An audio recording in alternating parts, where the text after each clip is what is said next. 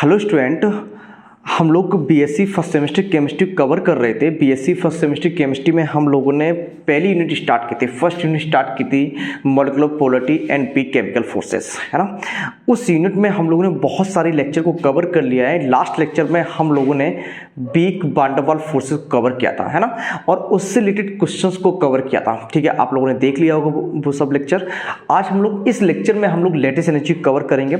आपके एग्जाम में आया करती है लेटेस्ट एनर्जी। ठीक है, लेटेस्ट एनर्जी क्या होती है इसके बारे में कंसेप्ट समझेंगे, उसके बाद इससे रिलेटेड क्वेश्चन भी साथ साथ में करेंगे, जिससे आपके एग्जाम में कोई भी लेटेस्ट एनर्जी रिलेटेड क्वेश्चन आ जाए आप लोग इजीली करके आए। चलो स्टार्ट करते हैं लेटेस्ट एनर्जी। जस्ट समझो लेटेस्ट एनर्जी, लेटेस्ट का मतलब क्या होता है? सॉलिड से होता है, बड़ा सिंपल है। लेटेस्ट क्या होता है? सॉलिड होता है। और आप लोग बताओ जरा, जितनी भी आपके केमिस्ट्री कंपाउंड होते हैं, जैसे आयनिक कंपाउंड होते हैं, कोवलेंट कंपाउंड होते हैं, जनरली हम लोग माना करते हैं कि जो आयनिक कंपाउंड होते हैं वो सॉलिड होते हैं। यही तो माना करते हैं जनरली हम लोग। क्या माना करते हैं? आयनिक जो कंपाउंड होते हैं वो सॉलिड होते हैं। हमने ये बिल्कुल भी नहीं कहा कि कोवलेंट कंपाउंड सॉलिड नहीं होते हैं, है ना। हमने ये बोला कि मैक्सिमम मेजॉरिटी ऑफ कंपाउंड जो होते हैं आयनिक कंपाउंड ही कैसे होते हैं? सॉलिड होते हैं। चलो देखो, अगर आवाज़ समझ में ना आए तो बता देना, ठीक है। आज मुझे जुकाम है तो हो सकता है आवाज़ थोड़ी बदली बदली नजर आए, चलिए, है ना। मेरी बात समझने की कोशिश करना ध्यान से। तो लेटेस्ट एनर्जी क्या होती है, मैंने डेफिनेशन आपको पूरी लिख दी है, आप लोग इसे पढ़ लेना, ठीक है। नहीं तो मैं आपको अभी समझा के उसके बाद इसे पढ़ के सुना रहे हैं और समझा रहे हैं ये क्या लिखा हुआ है। चलो समझने की कोशिश करना ध्यान से। आयनिक कंपाउंड कैसे बनते हैं? आयनिक कंपाउंड के जो कॉन्स्टिट्यूट पार्टिकल होते हैं वो आयंस होते हैं। बोलो, आयनिक कंपाउंड जैसे NaCl है, Na+Cl- आपस में मिलेंगे तभी आयनिक कंपाउंड बनेंगे। बोलो, NaCl बनेगा। बड़ा सिंपल है ना। जब भी आयनिक कंपाउंड बनता है, फॉर्म्ड होता है, जब भी आयनिक कंपाउंड फॉर्म्ड होता है तो ये माना जाता है जो आयन होते हैं, आयनिक कंपाउंड के जो फॉर्मेशन पार्टिकल होते हैं, कॉन्स्टिट्यूट पार्टिकल होते हैं, जैसे Na+ और Cl-, है ना। जैसे NaCl के जो कॉन्स्टिट्यूट पार्टिकल कौन से? Na+ और Cl-। तो होगा क्या, जब भी आयनिक कंपाउंड का फॉर्मेशन होता है तो ये माना जाता है कैटायन और एनाइन, मतलब ये पॉजिटिव चार्ज वाला आयन और नेगेटिव चार्ज वाला आयन, कैटायन और एनाइन बहुत दूर से आ रहे हैं। जैसे मान लीजिए ये कैटायन है और ये एनाइन बहुत दूर से आ रहे हैं, मान सकते हैं इनफाइनाइट से आ रहे हैं, बहुत दूर से आ रहे हैं। तो कैटायन और एनाइन एक दूसरे के पास आते हैं, कैटायन और एनाइन एक दूसरे के पास आते हैं, कैटायन और एनाइन एक दूसरे के पास आएंगे। और कैटायन और एनाइन में पॉजिटिव और नेगेटिव में अट्रैक्शन तो होता ही है, पता है ना आपको, पॉजिटिव और नेगेटिव की अट्रैक्शन होता है। तो कैटायन और एनाइन एक दूसरे के पास आएंगे और दोनों चिपक जाएंगे आपस में, फिर क्या बन जाता है? एक आयनिक सॉलिड बन जाता है। क्लियर है इतना? और आपको एक बात पता है, क्या पता है? जब भी एट्रैक्शन होता है दो चीजों के बीच में, कभी भी एट्रैक्शन होता है दो चीजों के बीच में तो एनर्जी रिलीज होती है। बोलो, एट्रैक्शन कभी भी होगा दो चीजों के बीच में तो एनर्जी हमेशा रिलीज होगी। ये Na+ है, कैटायन है, ये क्या है? एनाइन है। कैटायन और एनाइन के बीच में कभी भी एट्रैक्शन होता है, किन्हीं दो, कोई भी दो चीजों के बीच में कभी भी एट्रैक्शन होता है तो एनर्जी रिलीज होगी, है ना। तो कैटायन और एनाइन हम जब भी अट्रैक्ट होते हैं, एक दूसरे से जुड़ते हैं तो एनर्जी हमेशा रिलीज होती है। क्लियर इतना? चलो, तो लेटेस्ट एनर्जी क्या होती है? लेटेस्ट एनर्जी ऐसी एनर्जी है जब हम किसी सॉलिड के 1 मोल का फॉर्मेशन करते हैं, उसके कॉन्स्टिट्यूट पार्टिकल से जब भी किसी सॉलिड के 1 मोल का फॉर्मेशन करते हैं तो जितनी भी एनर्जी रिलीज होती है उसी को हम लोग बोला करते हैं लेटेस्ट एनर्जी। फिर से सुने ध्यान से। जैसे मान लेते हैं मुझे NaCl का 1 मोल बनाना है ना। NaCl का 1 मोल बनाना है। 1 मोल का मतलब क्या? 1 मोल का मतलब कितने मॉलिक्यूल बनाना है? 6.023 10⁻23 मॉलिक्यूल बनाना है ना। 1 मोल का मतलब एक मॉलिक्यूल नहीं, 1 मोल बनाना है, 6.023 10⁻23 मॉलिक्यूल बनाना है, ठीक है। NaCl का 1 मोल बनाना है तो सिंपल सी बात है, इसका 1 मोल ले लो, इसका 1 मोल ले लो, दोनों को जोड़ दो तो NaCl का 1 मोल बन जाएंगे, है ना। जब हम NaCl का 1 मोल बना रहे हैं, NaCl एक आयनिक सॉलिड है, जब भी NaCl का 1 मोल बना रहे हैं तो जब भी कैटायन Na+ और Cl-, कैटायन और एनाइन आपस में जुड़े होंगे हम, क्योंकि कैटायन है ये एनाइन, इनके बीच में अट्रैक्शन हुआ होगा, जब भी जुड़े होंगे तो अट्रैक्शन हुआ होगा। बोलो, बिल्कुल हुआ होगा। जो अगर अट्रैक्शन हुआ होगा तो इसका मतलब कुछ एनर्जी रिलीज हुई होगी। अरे भाई, मैंने अभी बताया था जब भी अट्रैक्शन होता है तो एनर्जी क्या होती है? रिलीज होती है, पक्का पता है ना। तो अट्रैक्शन अगर हुआ होगा तो एनर्जी क्या होगी? रिलीज हुई होगी। बिल्कुल, एनर्जी रिलीज हुई होगी। ये जो एनर्जी, जितनी भी एनर्जी रिलीज होती है उसी के अमाउंट को बोला करते हैं लेटेस्ट एनर्जी। क्या बोलते हैं, लेटिस एनर्जी। रिलीज हुई एनर्जी को आपको पता है माइनस की तरह साइन की तरह रिप्रेजेंट किया जाता है, तो माइनस यू क्या है यहाँ पर, एक लेटिस एनर्जी है, किसकी है, NaCl की है यहाँ पर, ठीक है। कोई भी आयनिक सॉलिड हो सकता है, वो जब भी बनेगा तो वहां से कोई एनर्जी रिलीज होगी, उसी को क्या बोलेंगे, लेटिस एनर्जी। अब सिंपल सी लैंग्वेज सुन लो, किसी आयनिक सॉलिड के 1 मोल का फॉर्मेशन उसके कॉन्स्टिट्यूट पार्टिकल से जब भी करते हैं, उसकी कॉन्स्टिट्यूट आयन से जब भी करते हैं, तो कुछ एनर्जी रिलीज होती है, उसी एनर्जी के अमाउंट को हम लोग लेटिस एनर्जी बोला करते हैं। क्या बात समझ में आ गई आपको, बिल्कुल बात समझ में आ गई होगी। चलिए, ये आपकी लेटिस एनर्जी है ना। अब मेरी बात समझना ध्यान से, लेटिस एनर्जी कब बन रही है, लेटिस एनर्जी कब क्रिएट हो रही है, जब Na प्लस और Cl माइनस आपस में जुड़ रहे हैं, तभी तो लेटिस एनर्जी बन रही है। लेटिस एनर्जी तभी तो रिलीज हो रही है जब Na प्लस और Cl माइनस आपस में जुड़ रहे हैं, बोलो, Na प्लस और Cl माइनस आपस में जुड़े तभी तो एनर्जी रिलीज हो रही है। मतलब एट्रैक्शन से तो एनर्जी रिलीज हो रही है, कैटायन और एनायन आपस में जुड़ रहे हैं तभी तो एनर्जी रिलीज हो रही है। इसका मतलब ये हुआ कि कैटायन और एनायन जितने ज्यादा जुड़ेंगे आपस में, उतनी ज्यादा एनर्जी होगी, बोलो। अरे भाई, मैंने क्या बोला, एट्रैक्शन से एनर्जी रिलीज होती है ना। थोड़ा सा एट्रैक्शन, थोड़ी सी एनर्जी रिलीज होगी, ज्यादा एट्रैक्शन, ज्यादा एनर्जी रिलीज होगी। मतलब इस कैटायन और इस एनायन के बीच में, कैटायन और एनायन के बीच में जितना ज्यादा एट्रैक्शन होगा, उतनी ज्यादा एनर्जी रिलीज होगी। बोलो, बात समझ में आई या नहीं आई, बिल्कुल आई होगी, है ना। तो अगर ज्यादा एनर्जी रिलीज होगी, इसका मतलब क्या, ज्यादा लेटेस्ट एनर्जी होगी। बात समझ में नहीं आई यार, है ना। फिर सुनो ध्यान से, इनके बीच में एट्रैक्शन होता है, जब भी एट्रैक्शन होगा एनर्जी रिलीज होगी, जितना ज्यादा एट्रैक्शन होगा एनर्जी उतनी ज्यादा रिलीज होगी। बात समझ में आ गई ना आपको। चल सॉरी, अब मेरी बात सुनने और समझने की कोशिश करना ध्यान से। अब एट्रैक्शन किस बात पे डिपेंड करता है, एट्रैक्शन किस बात पे डिपेंड करता है कि कहां ज्यादा एट्रैक्शन होगा और कहां कम एट्रैक्शन होगा। जस्ट समझने की कोशिश करना ध्यान से। अगर आपसे मैं ये पूछूं कि बताओ जरा, जैसे मान लेते हैं एक केस है ये, है ना, ये 1 प्लस है और दूसरा ये x माइनस है, सिर्फ एक पॉजिटिव है दूसरा नेगेटिव है। अगर मैं दूसरा केस ऐसा ले लूं, 2 पॉजिटिव रखते हैं यहाँ पे 1 नेगेटिव रखते हैं, ठीक है, नेगेटिव नेगेटिव सेम है। अगर आपसे मैं ये पूछूं बताओ जरा किस केस में, ए केस में या बी केस में, किस में ज्यादा एट्रैक्शन होगा, किस में ज्यादा एट्रैक्शन होगा। मैंने ये बोला था स्टार्टिंग में, कैटायन और एनायन के बीच में, पॉजिटिव चार्ज और नेगेटिव चार्ज के बीच में क्या होता है, एट्रैक्शन होता है। पॉजिटिव और नेगेटिव के बीच में एट्रैक्शन होता है। तो हम ये भी तो बोल सकते हैं जितना ज्यादा पॉजिटिव होगा और जितना ज्यादा नेगेटिव हो तो उतना ही ज्यादा एट्रैक्शन होगा। बोलो, मोर पॉजिटिव मोर नेगेटिव मोर एट्रैक्शन, नहीं कह सकते, बिल्कुल कह सकते हैं। पॉजिटिव नेगेटिव के बीच में यदि एट्रैक्शन होता है तो हम ये भी बोल सकते हैं जितना ज्यादा पॉजिटिव होगा और जितना ज्यादा नेगेटिव होगा उतना ही ज्यादा एट्रैक्शन होगा। बोलो बोलो, बात समझ में आ रही है, अरे बोल दो, आ रही है बात समझ में, नहीं आ रही है, हाँ बिल्कुल आ रही है। चलो, एक पॉजिटिव है एक नेगेटिव है, एक पॉजिटिव है एक नेगेटिव है, तो एट्रैक्शन होगा इनके बीच में, बिल्कुल होगा, बिल्कुल होगा, किसी ने मना नहीं किया सर, बिल्कुल होगा। यहां पे 2 पॉजिटिव है एक नेगेटिव है, यहां पर भी एट्रैक्शन होगा। बोलो, तो बताओ जरा कहां ज्यादा एट्रैक्शन होगा, कहां ज्यादा एट्रैक्शन होगा, जहां ज्यादा चार्ज है, जहां ज्यादा पॉजिटिव है नेगेटिव है, वहां पे ज्यादा एट्रैक्शन होगा। और जहां ज्यादा एट्रैक्शन होता है वहां पर ज्यादा एनर्जी रिलीज होती है, और जहां ज्यादा एनर्जी रिलीज होगी वहां पर लेटेस्ट एनर्जी ज्यादा होगी। क्या बात समझ में आई या नहीं आई। तो अगर हम आपसे ये पूछे बताओ जरा ए और बी केस में कहां ज्यादा लेटेस्ट एनर्जी होगी, तो आप क्या बताएंगे, सर यू ए इसकी लेटेस्ट एनर्जी मान ली, यू बी इसकी लेटेस्ट एनर्जी मान ली, तो आप तुरंत ही बोलेंगे सर एट्रैक्शन यहां पे ज्यादा है तो लेटेस्ट एनर्जी भी यहां पे ज्यादा होगी। तो हम क्या कह सकते हैं, हम लोग यू बी की वैल्यू जो होगी यू ए से ज्यादा होगी। क्या बात समझ में आ गई आपको, आ गई होगी, बिल्कुल आ गई होगी, एकदम आ गई होगी। बात समझ में आ रही है। चलो, अब हम लोग क्या करते हैं, इतना तो बात समझ में आ गई कि आपको जितना ज्यादा पॉजिटिव चार्ज होगा या चार्ज जितना ज्यादा होगा, चाहे पॉजिटिव हो या नेगेटिव हो, उतना ज्यादा लेटेस्ट एनर्जी होती है, उतना ही ज्यादा एट्रैक्शन होता है, ठीक है। क्या लेटेस्ट एनर्जी सिर्फ चार्ज पर डिपेंड करती है सर, नहीं, बिल्कुल नहीं। एट्रैक्शन किस चीज पर डिपेंड करता है, मेरी बात समझने की कोशिश करना ध्यान से। एट्रैक्शन एक तो चार्ज पर तो डिपेंड करती ही करती है, सबसे पहली बात है। दूसरा होता है कि कैटायन और एनायन के बीच की डिस्टेंस कितनी है। कैसे, क्या मतलब इस बात का सर, समझाओ जरा। जैसे मान लेते हैं, चलो हम इसे मिटाते हैं,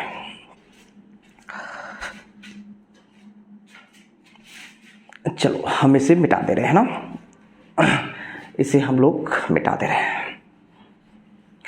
देखो जरा, चार्ज का मतलब समझ में आ गया। चलो दूसरा केस हम लोग समझते हैं, कैटायन और एनायन के बीच की डिस्टेंस, इंटर आयनिक डिस्टेंस को समझते हैं। कैसे, इसे मान लेते हैं पहला केस है, समझने की कोशिश करना ध्यान से, सिर्फ ज़्यादा दिमाग लगाना नहीं, आपको समझ में आ जाएगा। ठीक, जैसे मान लेते हैं ये कैटायन है, ये एनायन है, एक तो डिस्टेंस ये है, ये R1 है। ठीक है, दूसरा एक कैटायन ये है, दूसरा एनायन ये है, एक डिस्टेंस यहाँ पे R2 है, ये R2 है। अगर आपसे पूछा जाए बताओ जरा कहाँ ज़्यादा अट्रैक्शन होगा, ये कैटायन ये एनायन, ये कैटायन और ये एनायन, किस केस में ज़्यादा अट्रैक्शन होगा, पहले केस में या दूसरा केस में? हमने चार्ज सेम लिए हैं, चार्ज अगर ज़्यादा होता है तो वैसे भी अट्रैक्शन ज़्यादा हो जाता है, लेकिन यहाँ पे मैंने चार्ज क्या किए, चार्ज मैंने सेम लिए हैं। तो आपको बताना किस केस में ज़्यादा अट्रैक्शन होगा। आपको पता है जो अट्रैक्शन होता है इनवर्सली प्रोपोर्शनल होता है बीच की डिस्टेंस, दो चार्ज के बीच की डिस्टेंस, है ना। देखो चलो, दो चार्ज जितना ज़्यादा डिस्टेंस पर होगा, दो चार्ज जितनी ज़्यादा डिस्टेंस पर होंगे उसके बीच में अट्रैक्शन उतना ही कम होगा। बोलो, अरे अट्रैक्शन फोर्स जो होगा वो क्या होगा, दो चार्ज जितनी ज़्यादा डिस्टेंस पर होंगे उनके बीच में अट्रैक्शन फोर्स उतना ही कम होगा। बोलो, चार्ज जितनी ज़्यादा और अट्रैक्शन उतना ही कम। अरे एक एग्जाम्पल समझो यार, बड़ा समझना ध्यान से। देखो आपके पास कोई, आप पास से बातें कर रहे हैं किसी से, है ना, वो समझ लो कौन, वो बगल वाली है ना, खिड़की वाली, ठीक है। तो आप अगर उसे देख रहे हैं, पास में है, तो जल्दी से अट्रैक्ट होंगी, दूसरी बातें भी हो जाएंगी, गुल्लू गुल्लू भी हो जाएगा। अगर आप बहुत दूर है उसके तो बातें नहीं हो पाएंगी, अट्रैक्शन नहीं हो पाएगा, सुने नहीं पाओगे एक दूसरे की बातें, देख भी नहीं पाओगे, तो अट्रैक्शन क्या होगा, जो पास होगा उसी से तो अट्रैक्शन होगा, और जो दूर होगा उससे कोई अट्रैक्शन नहीं होगा। अरे देखने को नहीं मिलेगी तो अट्रैक्शन कहाँ, अट्रैक्शन जाएगा बाहर में, है ना, देखने को नहीं मिलेगी तो अट्रैक्शन कहाँ से आएगा, समझ में आ गया आपको। तो जो पास में होगा उनमें अट्रैक्शन ज़्यादा होगा, और जो दूर होंगे उनमें अट्रैक्शन कम होगा। बात समझ में आ रही है ना आपको। चल अब मेरी बात सुनना और समझना ध्यान से। तो इसमें अट्रैक्शन ज़्यादा है, इसमें अट्रैक्शन कम है ना। तो अगर हम ये पूछें आपसे, बताओ जरा किस केस में लेटेस्ट एनर्जी ज़्यादा होगी, जहाँ ज़्यादा अट्रैक्शन होगा, तो आप बता। अगर हम इसे U1 लें, इसे U2 लें, तो latest energy in case of one, मतलब U1 इज ग्रेटर देन क्या होगा, U2 होगा, क्योंकि इंटर आयनिक डिस्टेंस यहाँ पे क्या है, इसकी ज़्यादा है। बात समझ में आ गई आपको, बात समझ में आई या नहीं आई, बिल्कुल आई होगी। चलो अब हम लोग क्या करते हैं, फैक्टर्स देखते हैं, कौन से फैक्टर्स लेटेस्ट एनर्जी को अफेक्ट करते हैं ना। ये लेटेस्ट एनर्जी कहानी थोड़ी बहुत बात समझ में आ गई होगी। हम लोग क्या करेंगे, फैक्टर को देखेंगे। चलो इसे हम मिटा देते हैं।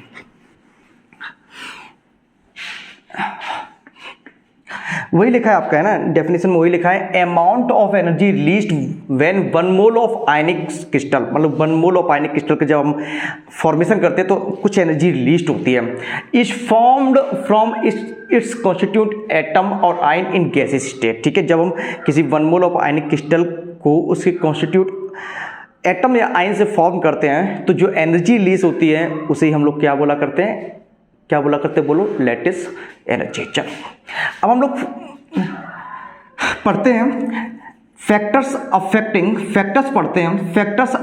लेटेस्ट एनर्जी, है ना।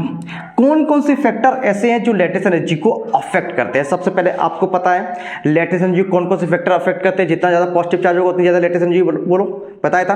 जितना ज़्यादा नेगेटिव चार्ज होगा, जितना ज़्यादा चार्ज होगा उतना ही अट्रैक्शन होगा, उतनी ज़्यादा लेटेस्ट एनर्जी होगी, बताया था ना, बिल्कुल बताया था। और क्या बताया था, बोलो, इंटरन्यूक्लियर डिस्टेंस जितनी ज़्यादा होगी उतनी ज़्यादा, इंटरन्यूक्लियर डिस्टेंस जितनी ज़्यादा होगी उतनी कम लेटेस्ट एनर्जी होगी। चलो फैक्टर्स पढ़ते हैं। सबसे पहला फैक्टर कौन सा है, पहला फैक्टर है चार्ज ऑन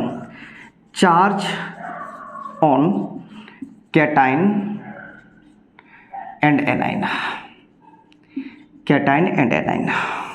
आपको मैंने बताया था जितना ज़्यादा चार्ज होता है अट्रैक्शन उतना ही ज़्यादा होता है और लेटेस्ट एनर्जी उतनी ज़्यादा होती है। तो हम सीधा लिख दे रहे हैं, हमने समझा चुके हैं आपको, सीधा लिख दे रहे हैं। लेटेस्ट एनर्जी, एल का मतलब क्या, बोलो, एल का मतलब क्या है, लेटेस्ट एनर्जी प्रोपोर्शनल होती है चार्ज के, चाहे चार्ज ये कैटायन पे हो या एनायन पे हो।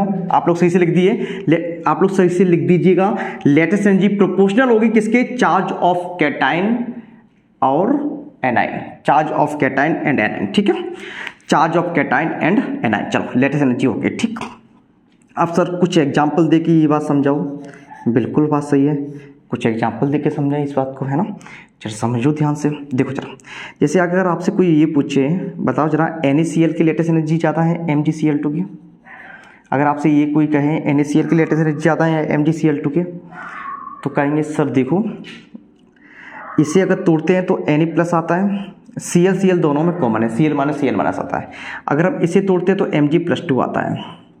यहाँ पे Cl महाराज बैठे हुए हैं, यहाँ पे Cl महाराज बैठे हुए हैं।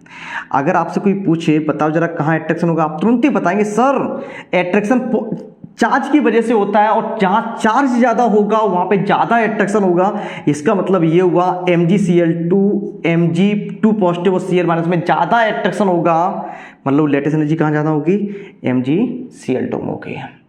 क्या बात आपको समझ में आ रही है या नहीं आ रही है, बोलो आ रही है या नहीं आ रही है, बिल्कुल आ रही है। चलो और देखते हैं जरा, समझने की कोशिश करना ध्यान से।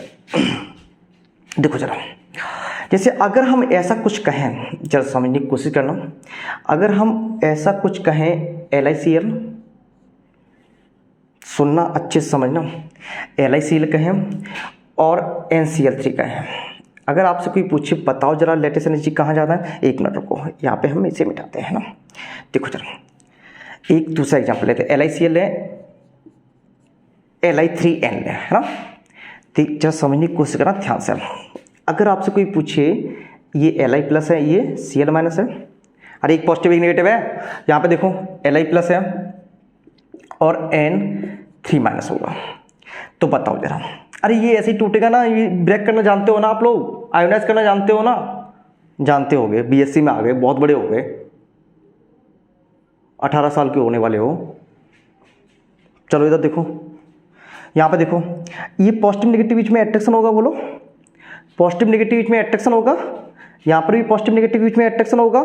जहाँ ज़्यादा एट्रैक्शन होगा, जहाँ ज़्यादा एट्रैक्शन होगा वहाँ पे ज़्यादा लेटेस्ट एनर्जी होगी, और एट्रैक्शन कहाँ ज़्यादा होगा, जहाँ चार्ज ज़्यादा होगा। देखो नेगेटिव चार्ज ज़्यादा है ना, यहाँ पे चार्ज कम है, तो बताओ यहाँ पे एट्रैक्शन ज़्यादा होगा, यहाँ पे एट्रैक्शन ज़्यादा होगा, यहाँ पे एट्रैक्शन कम होगा, तो कहाँ ज़्यादा एट्रैक्शन है, Li3N में। कहाँ ज़्यादा लेटेस्ट एनर्जी होगी, Li3N की। क्या बात समझ में आ गई आपको, बोलो बात समझ में आई या नहीं आई, बोलो बोलो बोलो, बात समझ में आई या नहीं आई, बिल्कुल बात समझ में आ गई हो गया। चलो एक और क्वेश्चन ले लेते हैं हम लोग, इन्हें मिटाते हैं, आप लोग लिख लीजिएगा, हम नेक्स्ट क्वेश्चन लेते हैं।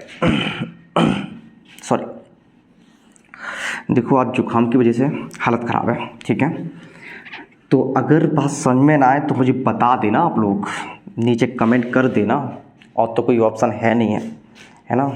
चलो यहाँ पे देखो जरा, मेरी बात समझने की कोशिश करना, अगर आपसे कोई पूछे बताओ जरा NaF है ना, MgF2 है और MgO है, आपसे कोई पूछ रहा है बताओ जरा सर लेटेस्ट एनर्जी बताइएगा, लेटेस्ट एनर्जी का ऑर्डर बताइए, कहाँ ज़्यादा लेटेस्ट एनर्जी होगी।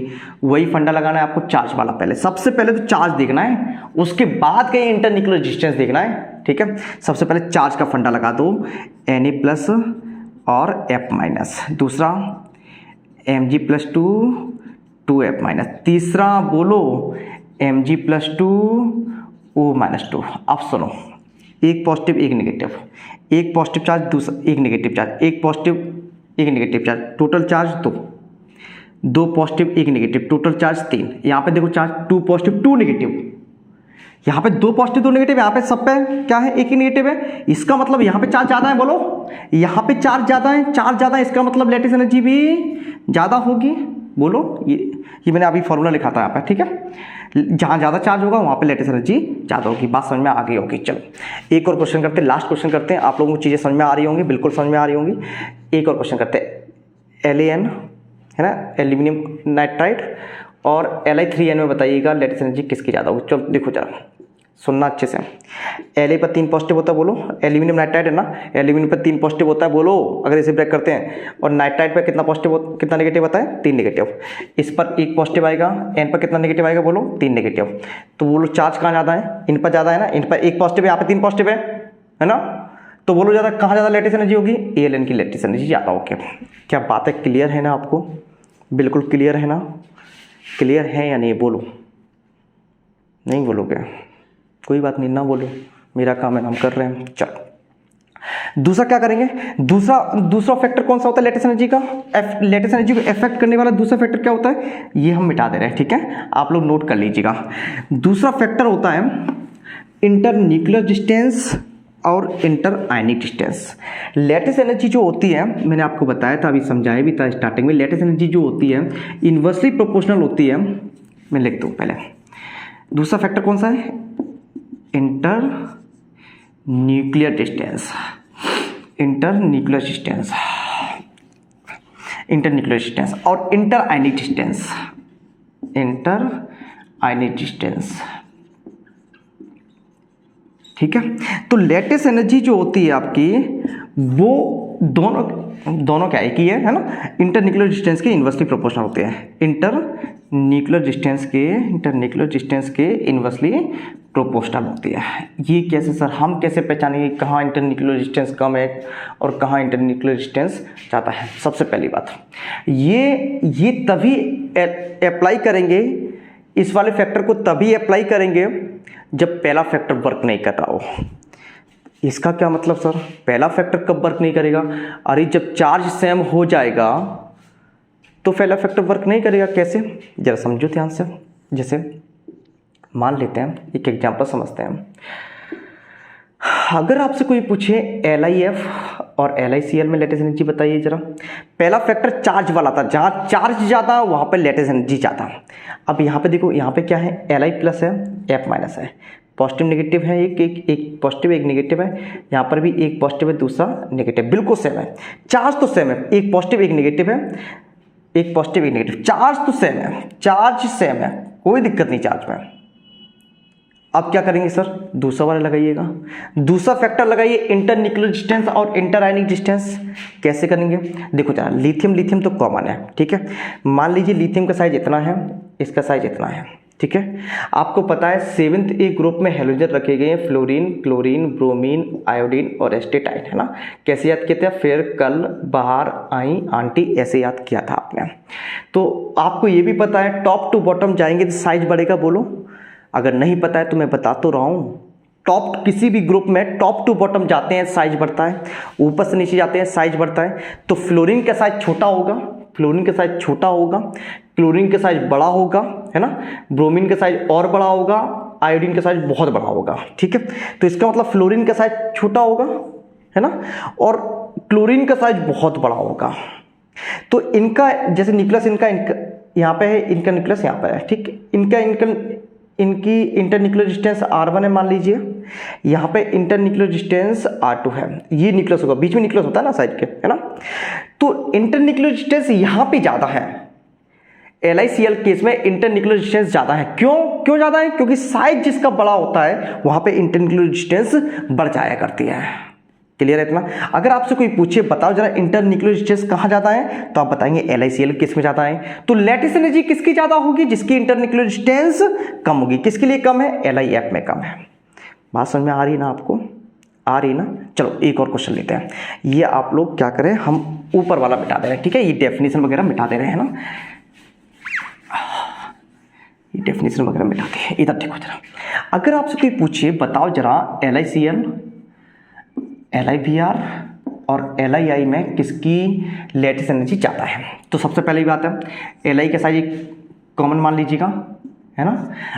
Cl का साइज बड़ा होगा बहुत, Br का साइज और भी बड़ा होगा, Br का साइज और भी बड़ा होगा, और आयोडीन का साइज तो बहुत बड़ा होगा, है ना, क्योंकि नीचे है, अभी बताया था।